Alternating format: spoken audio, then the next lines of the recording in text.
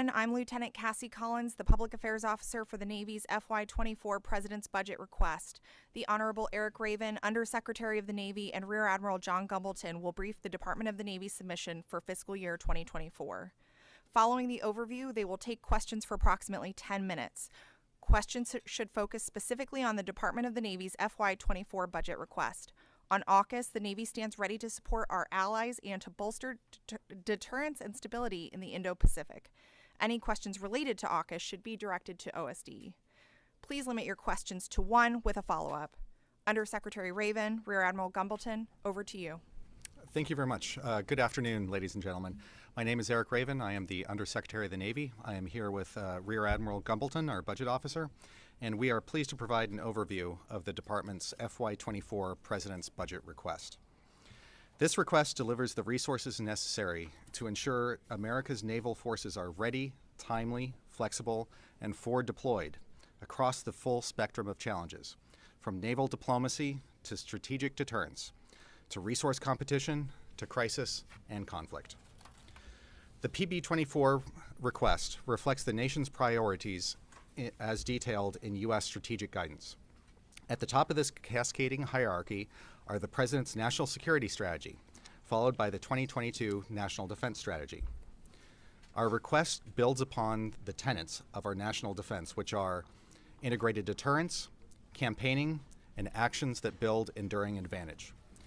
Secretary Del Toro's strategic guidance solidifies that we are one Navy and Marine Corps team, and we remain fully nested within the National Defense Strategy.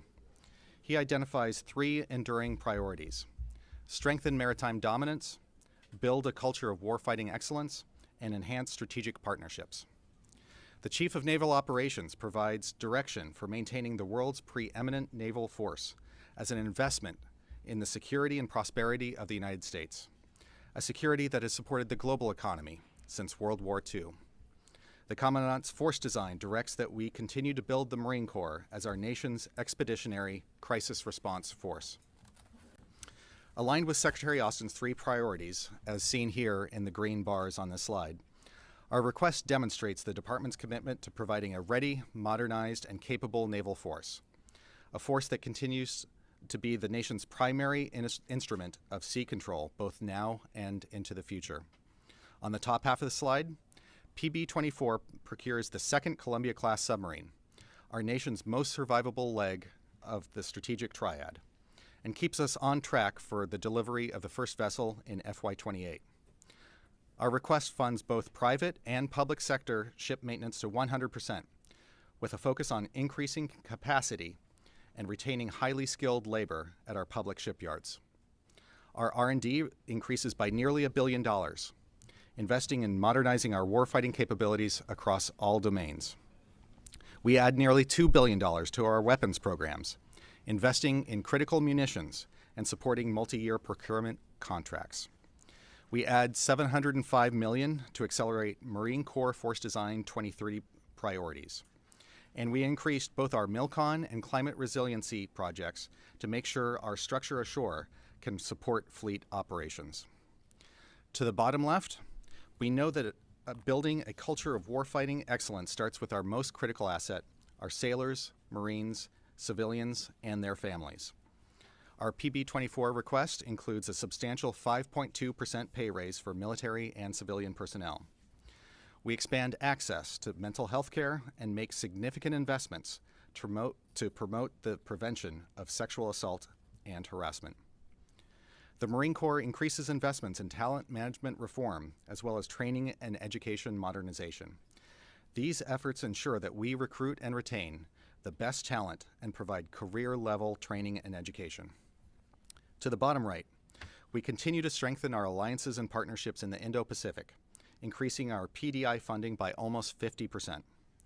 Additionally, we deliver warfighter capability by strengthening the shipbuilding and weapons industrial bases. The budget provides predictable build plans and invests in workforce development and supply chain, sending a clear signal to our industry partners. And finally, the Marine Corps is transforming into a modernized force, ready to meet the demands of rapidly evolving future operating environments. As we look to our security and operational environment, The Secretary's words resonate when he stated, authoritarian nations are once again challenging international norms and laws, while transnational threats present unprecedented challenges to our stability and security. We know that our prosperity and security as a nation are dependent upon unfettered access to the sea. We are at an inflection point, with critical choices to make to meet the pacing challenge posed by the People's Republic of China, the acute threat of Russia, as well as the persistent threats of Iran, North Korea, and other malign actors. China is expanding its naval capabilities while conducting aggressive maritime activities in the South China Sea. These actions seek to undermine our system of international law, including freedom of the seas, a foundational U.S. interest. Yet our Navy and Marine Corps are meeting the challenge on the sea, under the sea, and in the air every single day. With over 90% of global commerce and 95% of the world's communications cables spanning the seas, the presence of forward naval forces protects our economy, our national security, and our way of life. The 2023 NDAA updated the language of the Navy's mission statement and charges us to be organized, trained, and equipped for the peacetime promotion of the national security interests and prosperity of the United States. Today's naval force is far more powerful, integrated, connected, and more distributed than ever before. Alongside our allies and partners, we uphold international norms, keep sea lanes open, and provide access to valuable strategic maritime positions. As of today, the 13th of March, your Navy and Marine Corps provide forward-postured maritime-based forces, including over 49,000 sailors and 32,000 Marines, currently deployed or underway. Your Navy and Marine Corps team supports joint force readiness and will face any adversary with our distributed forces across multiple vectors, both physically and virtually, in all domains, from seabed to space. Now I'd like to turn it over to Admiral Gumbleton. Thank you, Undersecretary Raven. Transitioning to the fiscal slides, the FY24 President's budget request is $255.8 billion. This is an $11 billion or 4.5% increase above our recently enacted FY23 budget. On the top, you'll see a graph showing recent increases to our DON top line. The Department thanks Congress for continuing to prioritize investments in our naval forces so that we may deliver the Navy the nation needs. It is only with stable and predictable funding that we can innovate and modernize, sustain gains in readiness, and send a strong signal to our industrial base. Beginning in the lower left, our Navy budget increases by almost 5% and shows increased funding in all appropriations groups, particularly our procurement and operations and maintenance accounts. In the lower right, our Marine Corps budget increases by almost 3%, with growth in procurement and research and development. Within the Marine Corps funding, you'll note what looks like a 27% reduction to military construction. This is an artifact of how generous Congress was during the 23 enactment. The slides in this next section demonstrate how we prioritize Navy and Marine Corps resources to support readiness, develop warfighting capabilities, and procure platforms to generate integrated all-domain naval power. For ship construction, the Department requests to procure an additional 9 Battle Force ships. Key to supporting the National Defense Strategy through integrated deterrence at sea, the details of our submarine investments include the Columbia-class program request of $5.8 billion, and that includes the first of 2 increments of funding for the second submarine to be awarded in FY24. The Virginia-class submarine budget requests $10.3 billion, or 32% of this appropriation, funding 2 submarines and the advanced procurement of 4 additional boats. Within our surface ship portfolio, the Ford-class program requests $1.9 billion and funds the 7th increment of CVN-80 and the 6th increment of CVN-81. Our request funds 2 destroyers at $4.5 billion, which were part of the 23 through 27 multi-year procurement contract, and 2 frigates at $2.2 billion for the 5th and 6th ship of the class. Reviewing our amphibious platforms, this request of $1.8 billion reflects the final increment and full funding of LHA-9, and our medium landing ship, formerly the Law, currently remains in R&D with a lead ship beginning in FY25. Turning to logistics, our replenishment oiler is requested at $815 million, and our next generation log ship currently remains in R&D with a lead ship in FY26. Additionally, the lead ship in our new submarine tender replacement program has been accelerated into 24 for $1.7 billion. And completing our Battle Force ship and construction summary, our ocean surveillance lead ship, authorized in FY22, will award this year to replace the aging fleet of SURTAS vessels. Not depicted on this slide, our 24 request includes 1 additional LCAC SLEP, 2 additional LCU 1700 class vessels, 2 additional used sea lift vessels, and to the lower right, our completion of prior year shipbuilding request is $1.6 billion and accounts for the significant rise in the cost of commodities and labor in our shipyards. The department's budget includes a reduction of 11 ships, 8 of which are listed here and are before their end of service life. For the cruisers and LSDs, the decision to request this divestment was based on material condition, life remaining, cost, and then time to upgrade, and then, of course, the resultant net warfighting value. These 6 vessels did not pass that ROI analysis. In addition to the time and money saved with this divestment, we will also free up over 1,500 sailors to support higher priority efforts. For the LCS, there's clearly life remaining. The decision here was based on resetting the mine countermeasure requirements of 15 vessels. And as always, the Navy is committed to working with Congress for these divestments. You'll see here our Shipyard Infrastructure Optimization Plan, or SIOP, the once-in-a-century modernization of maintenance facilities needed to sustain our future fleet. Our request of $2.7 billion is required to sustain our Virginia and Ford-class vessels at 4 naval shipyards, with construction efforts to recap aging dry docks at 3 of the 4 locations comprising the bulk of this request. Our OPN request funds the recap of industrial plant equipment at the shipyards, and our O&M portion of this request supports the facility planning, environmental compliance, and restoration and modernization projects. Shifting to Marine Corps force design efforts, PB24 accelerates force design investments and includes additional resources for key warfighting capabilities. Now in the 4th year of this 10-year comprehensive transformation effort, the Marine Corps continues to focus on 3 key force design priorities: equipment modernization, talent management, and training and education. These investments provide unique capabilities the Marine Corps requires to enable joint force access, to sense and make sense of the battlefield, to close kill chains and apply lethal fires when required to deter or defeat adversaries.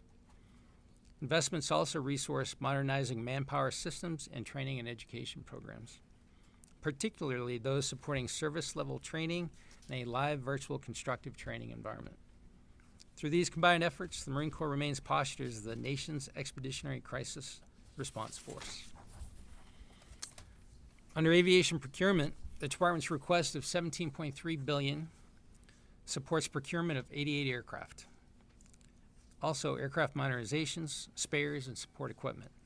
This request completes aircraft procurement of the KC-130J, the MQ-4 Charlie, and the MQ-9 Alpha.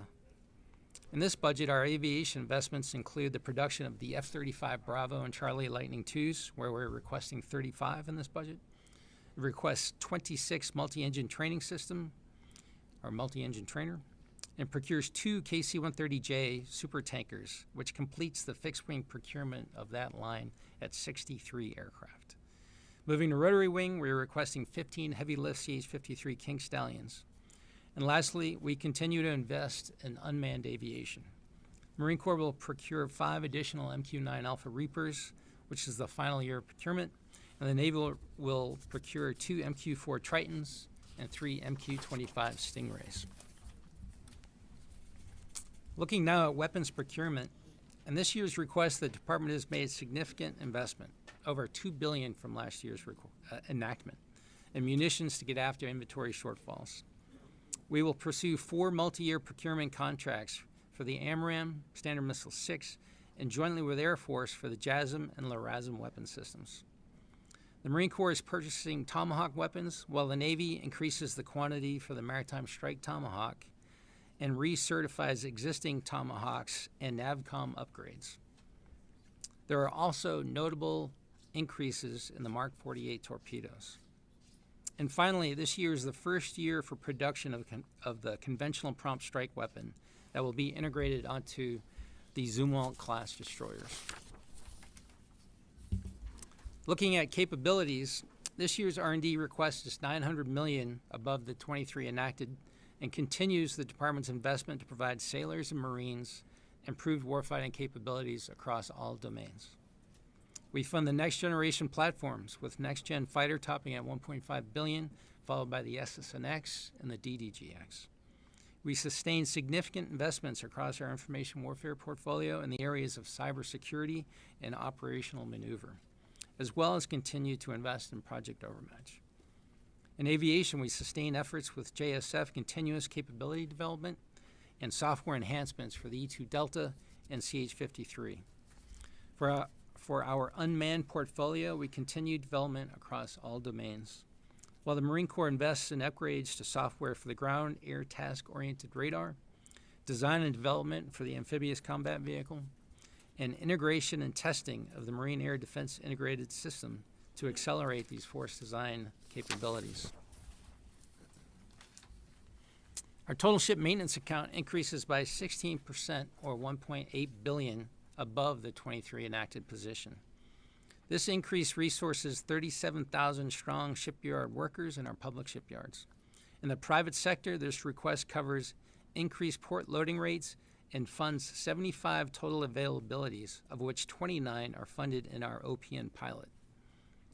Also funded in OPN is funding for the USS Boise's engineering overhaul. We have invested considerably in other requirements essential to the material condition of the fleet.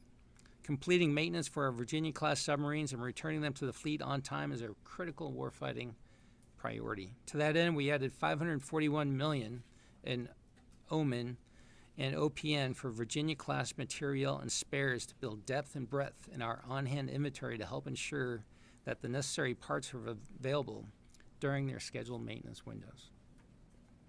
In our ship ops account, the budget resources the fuel, parts, and other costs needed to execute the planned deployments and training, along with the increased spare parts and consumable materials required. In addition, this resources the maintenance and steaming days for our USNS teammates on our supply and support ships. Looking at Fleet Marine Forces operations, our request of $4.2 billion sustains efforts listed around the bottom right pie chart. Our FY24 request supports readiness priorities for the 3 Marine Littoral Regiments, 5 Traditional Infantry Regiments, and 15 Marine Expeditionary Units, with a focus on supporting exercises and engagement efforts in the Indo-Pacific region. At bottom left, depot maintenance is funded to the full requirement, and we increase field logistics by $209 million in this request.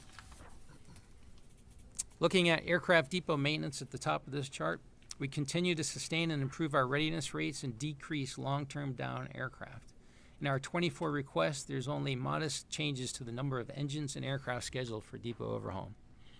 On the bottom half, under air operations, you'll note a decrease in the flying hour funding in 24, which is an artifact of the $552 million in supplemental funding for Ukraine, as well as increased fuel costs in our 23 enactment.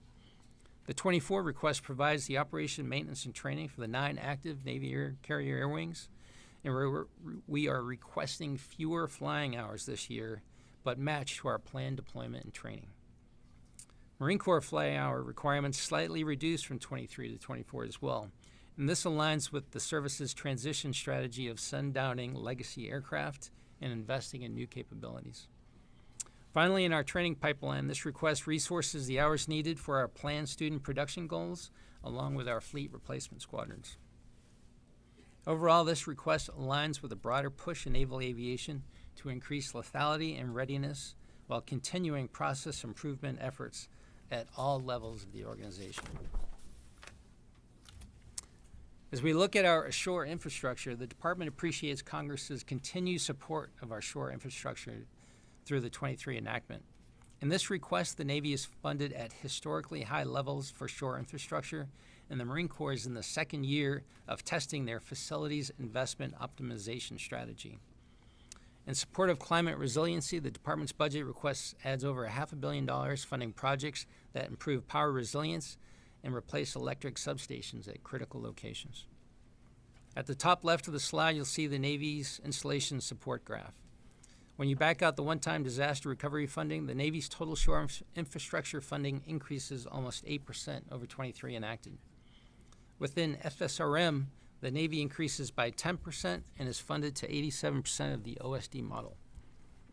The base operating support request increases by 6% and addresses inflationary increases in utilities observed these last 2 years. At the top right, the Marine Corps installation support infrastructure funding increases over 6% from 23 enacted. You'll note a decrease to the Marine Corps FSRM portfolio to $1.3 billion in 24, with sustainment funded at 54%, which is in line with the readiness maximization tool pilot currently underway. Moving to MILCON at the bottom, we appreciate the strong congressional support as Congress added $1.8 billion in MILCON fundings. The department requests of $6.1 billion funds 35 total projects, including 19 for the Navy and 16 projects for the Marine Corps. This request directly supports the National Defense Strategy lines of effort to build a more lethal force while continuing to recap naval shipyards. Key projects include the construction of 3 child development centers and the Marine Corps' new base, Camp Blas, in Guam. In this section, you will see that the people remain the bedrock of the department. We seek the best and the brightest, but acknowledge that young men and women have more career choices now than ever before. To ensure that the department remains competitive, we are targeting recruiting and retention goals with increases in enlistment bonuses, getting back to career fairs, and utilizing both traditional and new advertising through targeted social media. For the Navy, the department is committed to accelerating our warfighting advantage by unleashing our people. And in the CNO's Get Real, Get Better call to action, we empower our warfighters to find and fix problems and to innovate at every level. This chart shows the active duty Navy President's budget request will increase by 5,300 sailors over our projected 23 end strength. The end strength budgeted represents a balance between the force structure requirement and the current recruiting environment. Moving to the Reserve Navy at the bottom, we're continuing our efforts to assess and retain experienced sailors in our reserve force. In our Navy, reserve end strength increases by 200 sailors as we reallocate expeditionary resources and invest in adaptive mobilization capability. Looking now at the active duty Marine Corps, the Commandant's Planning Guidance emphasizes that everything starts and ends with the individual Marine. The Marine Corps is programmed and budgeted for what is realistically achievable while still working towards the force design enduring level of 174,600 Marines. The 24 request supports an active force of 172,300 Marines, which is a modest increase over our current 23 projected strength. This request invests in bonus and incentive programs to continue meeting our retention goals, targeted maturation of small unit leaders, and retaining technically skilled personnel. To the bottom, our request supports 33,600 relevant, ready, and responsive force capable of seamlessly operating as part of the total force to fulfill combatant command, service rotational, and emergent requirements. This is a modest increase of 600 Marines from the 23 request.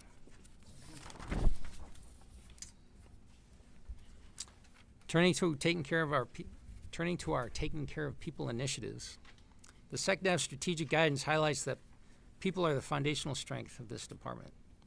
Although not an exhaustive list of the many initiatives supporting this guidance, some of our key efforts are listed here.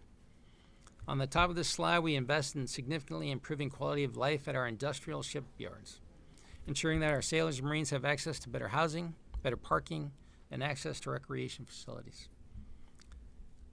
We also continue investments in our enlisted bachelor housing. With respect to pay and compensation, this request fully funds the 5.2% pay increase, matching the employee cost index for our Navy, Marine, and civilian teammates. On the bottom of the slide, as we continue to destigmatize mental health treatment, we are working to ensure every member has access to the full continuum of mental health care. This request adds $29 million and expands programs like Sailor Assistance and Intercept for Life, the Command Individual Risk and Resiliency Assessment System, and adds 2 additional Warrior Toughness teams. The department will relentlessly pursue a force where no one ever feels unsafe. And our consecutive request for increased funding and integrated primary prevention through our SAPR programs is proof of that. Our request of $334 million is a 34% increase over FY23. Notably, we add an additional 208 professionals to the prevention workforce and sexual harassment response efforts. Finally, we know that readiness starts with the family, and access to high-quality child care is critical to supporting our warfighters. This request increases by $60 million and adds capacity with 3 new child development centers, and significantly expands full-day pre-K at all DoDEA overseas locations.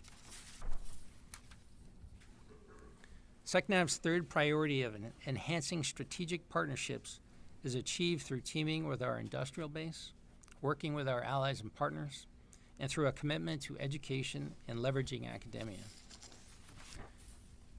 This is the second consecutive year we are requesting funds to bolster and stabilize our industrial base, surpassing $1 billion when including defense-wide funding this year.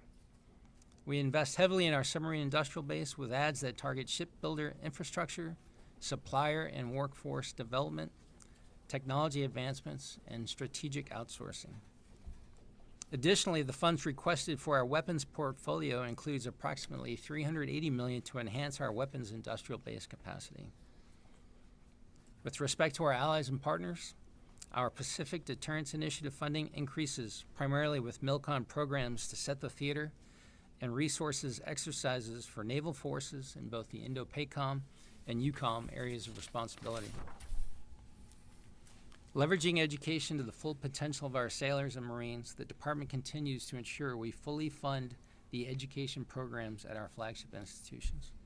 Moreover, this budget continues the expansion of our Naval Community College while also fully funding tuition assistance programs. Together, these investments create a continuum of learning to develop leaders at every level. Thank you, Admiral Gumbleton, for presenting that overview of the Department's support of Secretary's enduring priorities through this budget request. In summary, our budget prioritizes investment in warfighting capabilities, takes care of our people, and accelerates force design. It prepares our naval forces for the pacing challenge by investing in critical munitions, resourcing readiness, and maturing our next-generation platforms. The Department's budget request is strategy-based, analytically driven, and reform-minded to maximize the value of every dollar entrusted to us. We are making the investments now, guided by the Navy Navigation Plan and Marine Corps Force Design 2030, to ensure we remain the most lethal, capable, and globally postured force on this planet for decades to come. Admiral Gumbleton and I thank you again for joining us here today, and we look forward to your questions. All right, we will begin the Q&A portion. Associated Press. Not here. All right, we'll start with Megan Eckstein, Defense News. Okay, thank you. One of your slides notes a significant investment in Virginia submarine. Oh, thank you. One of the slides notes a significant investment in Virginia-class submarine spare parts, and I just wondered if you could shed a little bit of light on whether that's targeted at any specific spares and kind of how big of a dent that would make in the challenge the Navy has, with cannibalization and just sort of spare part readiness. Yeah, thank you, Megan. So $541 million total and funded across the fit-up as well, not shown. This is a dramatic increase to that we've never done before. And we do have some challenges in our shipyards. So this is to get after both the shipyards but also our operational fleet to make sure we have those spares on contract. And we're not waiting to the 24 budget request. We intend to use, through our Navy Working Capital Fund, obligating authority to purchase anywhere between $200 and $350 million. We're still working out the details now, so they're waiting on the shelf in 24, and we can buy them off with these requested appropriations funds. Okay, sure. And a related follow-up on the industrial base investments. You note the $380 million for the weapons industrial base. You also have $400 million in shipbuilder supplier development. And again, could you just shed some light on, what exactly that's targeted at, if there are any specific problems you're trying to address within the weapons and the shipbuilding industries? Well, let me focus on the shipbuilder industry. So 5 lines of effort. So supply chain development and workforce development are key among them. And in the defense-wide account, the IBAS funding goes specifically, partners with us and gets after the workforce development. There's also strategic outsourcing to bring on new companies to do work in the shipyards. And then there's the shipyards themselves need some investment in not material, but I think robotics and the kit they need to be more efficient. So those are in a broad brush. Each one of those is a line of effort beginning in 23 that has funding that's actually already obligating and executing, and we're continuing that effort with this 24 request. All right, Mallory Shelburne, USNI.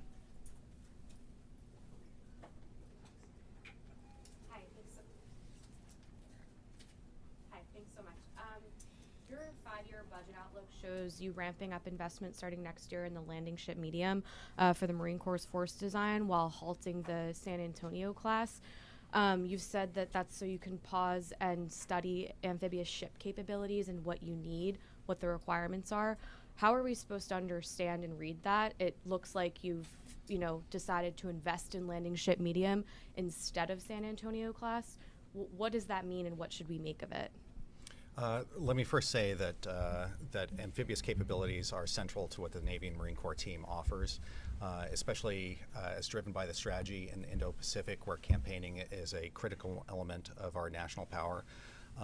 What we are making sure that we are doing as we move forward with our budget plans is making sure that we have the right capabilities at the right price, aligned to not only meeting military requirements but working with industry. So as you see in this, we remain committed to landing ship medium. And for LPD, we're taking a look at the acquisition strategy moving forward, again, to make sure that we have the right capabilities at the right price, and working with industry partners to put together that plan moving forward.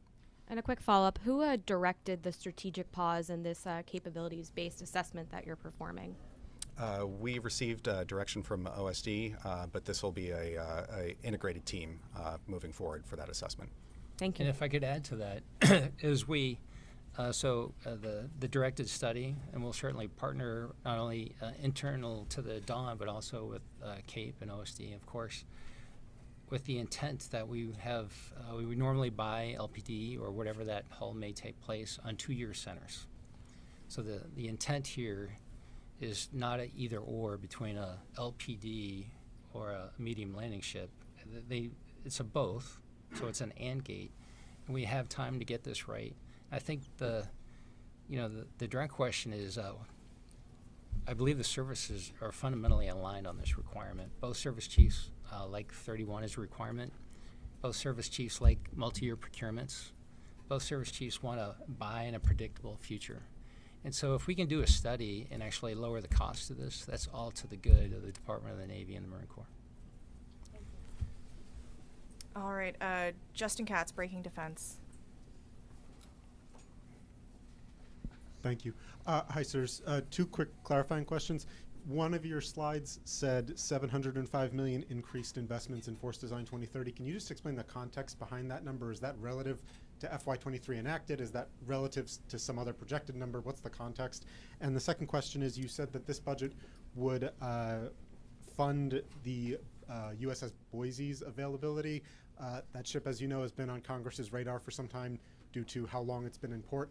I was just wondering if you had the timeline on when you think it'll be operational, assuming you can fund it as you wish in this budget. Thanks. Yeah, thank you. The context is from 23 enacted. Force Design 2030 was always about 2030. Looking at the decade of concern, the Marine Corps invested more money to bring these capabilities to the left to accelerate that piece. So that's the intent there. So compared to 23 enacted. And then with respect to Boise, she's still in the yards down in Norfolk. I don't have an updated timeline on when I believe she'll deliver. Yes, sir. Hi, Brian Everstein with Aviation Week. The documents say that the Navy's buying 2 more MQ-4 Charlies to complete the buy at 22. The program of record, I think, is 65 or 68. Can you talk about the big shift in planning there?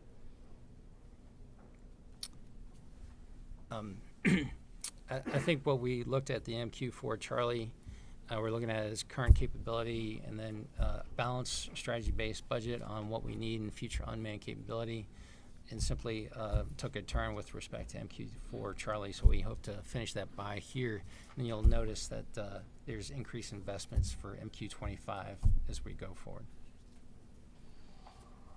All right. Yes, sir. Tony Capacity, Bloomberg. You're buying 8 conventional strike. You're requesting money to buy 8 conventional prompt strike weapons this fiscal year. The thing hasn't passed the test yet, and they aborted one last week for some unrelated reasons unrelated to the missile. Why are you going ahead with 8 of them when you haven't had a successful test yet? And for Admiral, the prior year cost to complete $1.6 billion.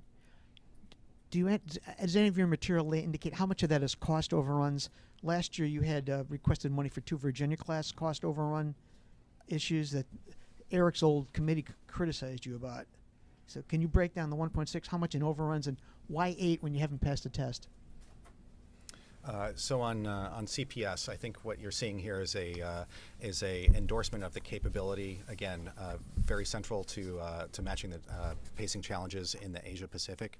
The point of testing is to learn things, but we have confidence that we're going to be able to field the system as required, and we'll work with our industrial partners to make sure we stay on track for that production. With respect to cost to complete, as we observe, when the ships are the year they're supposed to deliver, we have that last year of funding. So we're simply going to observe, as we've put several Virginia classes on contract in years prior, there's going to be a residual cost to complete bill that comes with Virginia class, and we're completely transparent with the committees on what those costs are. And so we can get back to you on specifics with respect to Virginia class. There's also cost to complete. Modestly, there were some inflation requests through EPA clauses, and so we serviced some of those with the actual help of Congress in 23 enactment. They provided, I think, $1.2 billion or $1.1 billion for procurement accounts to get after. That actually decreased a bit of this request because we were able to use that appropriation to get after that. And so across the portfolio, we simply have, as in this inflationary era, costs that increase because of materials and schedule delays. That's different than cost overruns, which are separate categories. The Navy has to absorb a certain portion. Most of these are on share lines. Right. And so we're sharing this cost with our industry partners. And if I could pivot, Tony, is the massive investments in our shipyard industrial base.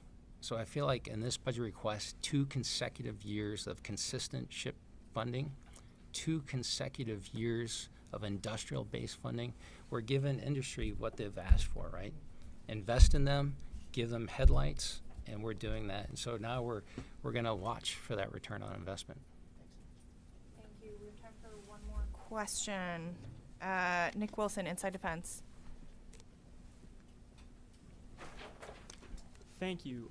So looking at your shipbuilding plan this year and the sort of forecast over the next 5 years, this budget has the Navy's overall battle force fleet size hovering at just under 300 ships.